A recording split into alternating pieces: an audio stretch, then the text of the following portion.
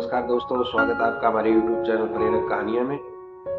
तो आइए आज की कड़ी को आगे बढ़ाते हुए हम सुनते हैं राजेश्वरानंद जी महाराज द्वारा हास्य कथा।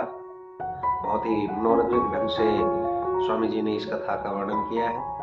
तो आइए सुनते हैं और कथा का आनंद लेते हैं। एक व्यक्ति को एक सहायक की आवश्यकता थी, सेवक की आवश्यकता थी। उसने किसी से कहा कि भैया हमें एक आदमी की जरूरत है, नौकरी करोगे? तो एक जरूरतमंद ने कहा कि हाँ जरूर करेंगे, लेकिन हमें काम क्या करना पड़ेगा? वो आदमी बोला हम तो सब काम कर लेते हैं, बस हम जरा सोच विचार नहीं पाते हैं, तो विचार करने के लिए जरूरत है। तो तुम सोच विचार कर हमें बताया करो, हम काम किया करेंगे। उस व्यक्ति ने सोचा यह तो बड़ी अच्छी नौकरी है, केवल विचार ही तो देना है, और विचार देने में बिगड़ता क्या है? जो हमें सूझेगा सो इसे बताएंगे।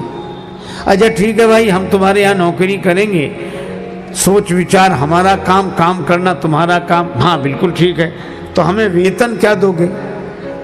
तो उसने कहा कि तुम्हें वेतन हम 3,000 रुपये महीना देंगे। बोला बड़ा अच्छा, 3,000 रुपये महीना दोगे? हाँ, लेकिन तुम क्या करते हो?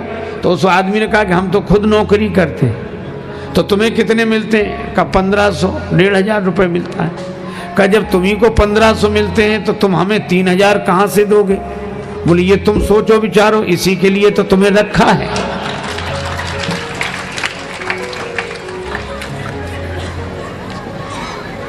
कुछ लोग केवल विचार करते। तो किष्किंधा कांड में विचार तो किया जाता है, काम नहीं किया जाता। और लंका कांड की यह विडंबना है कि वहां काम किया जाता है, विचार नहीं किया जाता। राम जी की सेना वानर वाहिनी समुद्र तट पर आ गई। रावण ने अपने दरबारियों से पूछा कि क्या करना चाहिए? दरबारी बोले का करिए विचारा, विचार करने की क्या आवश्यकता है? नर कपि भालू आहार हमारा, आहार हमारा, हमारा। ये बंदर मनुष्य भालू तो हमारे भोजन है, क्या विचार करना? किसी ने कहा ये बंदर मनुष्य भालुओं को तुम खा जाओगे? हाँ, इसलिए कोई विचार करने की जरूरत नहीं है।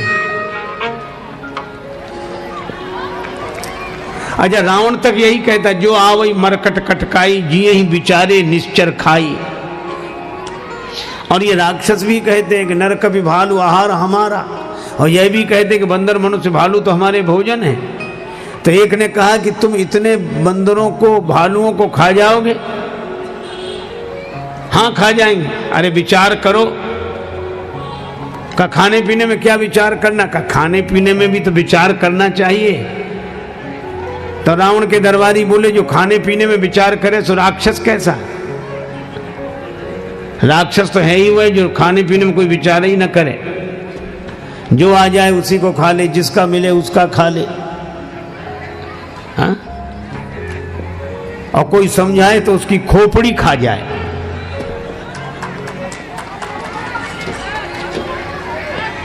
रावण का बेटा बैठा था प्रहस्त।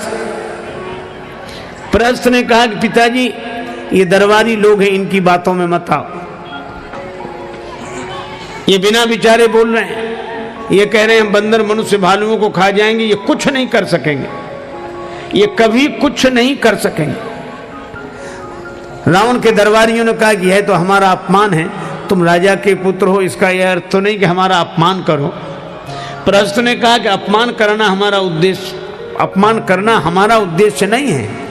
हम केवल इतनी सी बात कहना चाह रहे हैं कि राम जी के संग इतने बंदर आए, इन सबको खा जाओगे तुम? राक्षस बोले हाँ हम खा जाएंगे। अच्छा एक बात बताओ, कुछ दिन पहले राम जी के दल का एक बंदर आया था और उसने तुम्हारे देखते देखते लंका जलाई। राक्षस बोले हाँ जलाई। बंदर नहीं जलाई? हाँ। तो प्रहस्त बोला उस दिन तुम्हारा पेट खराब था कि भूख नहीं लगी थी? क्षुधा न रही तुम्ही तब काहू, और जारत नगर कस न धरी खाऊ, तब तुम्हें भूख नहीं लगी थी? नगर जलाते समय पकड़कर बंदर को क्यों नहीं खा गए? अब सब चुप। प्रहस्त ने कहा कि एक बंदर को खा नहीं सके और इतने बंदरों को खाने की बात कर रहे हो, ये बिना विचारे काम कर रहे हो। और कितना सुंदर संकेत है, जहां बिना विचारे काम होता है उसका मकान सोने का भी क्यों ना हो तो भी आग लगे बिना रह नहीं सकती। तो लंका कांड में काम किया जाता है, विचार नहीं, और किष्किंधा कांड में विचार किया जाता है, काम नहीं। आपने वो कथा सुनी होगी, पौराणिक कथा है लेकिन बड़ी सामयिक है।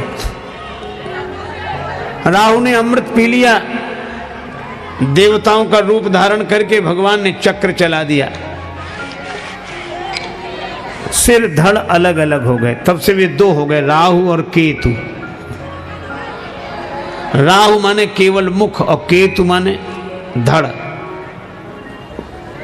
अच्छा आप विचार करो, ये सिर विचार का काम करता है, मुख बोलने का काम करता है, और सिर जो विचार करता है उसको क्रियान्वित तो ये हाथ पांव यही सब करते हैं। तो कार्य करना है धड़ का काम और विचार करना है सिर का काम।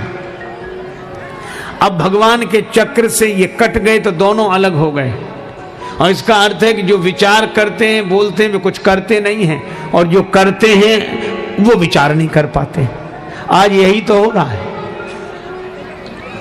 विचार करने वाले कुछ कर नहीं रहे हैं और करने वाले कुछ विचार नहीं कर रहे हैं। और आप ये देखो, दोनों अगर अलग अलग हों तो ये जीवन नहीं मृत्यु है, और जब दोनों मिल जाएं सिर और धड़ तब जीवन है। इसका अर्थ यह है कि जब कर्म और विचार मिल जाएं जिसके जीवन में, उसी का नाम जिंदगी है, नहीं तो मृत्यु है। कर्म और विचार मिल जाएं। तो हमने ये कथा सुनी स्वामी राजेश्वरानंद जी महाराज द्वारा। बहुत ही सुंदर ढंग से इस कथा का वर्णन उन्होंने किया है। इस कथा में उन्होंने बताया है कि हम जो सोचते हैं वो करते नहीं हैं, इसलिए हमारे काम सफल नहीं होते। केवल सोचते रहने से कामयाबी नहीं मिलती, काम करने से ही उन्नति होती है। राहु और केतु का भी उदाहरण दिया कि राहु का अर्थ होता है मुख और केतु का धड़। जब ये दोनों मिल जाते हैं तो ही जीवन बनता है। यानी जो हम सोचते हैं अगर वो कर लें तो हम कामयाब हो जाते हैं। तो उम्मीद करता हूँ कि आपको ये कहानी पसंद आई है। अगर पसंद आई है तो लाइक कमेंट शेयर करें और चैनल को सब्सक्राइब करें ताकि इस तरह की कहानियाँ हम आपके लिए लेकर आते हैं।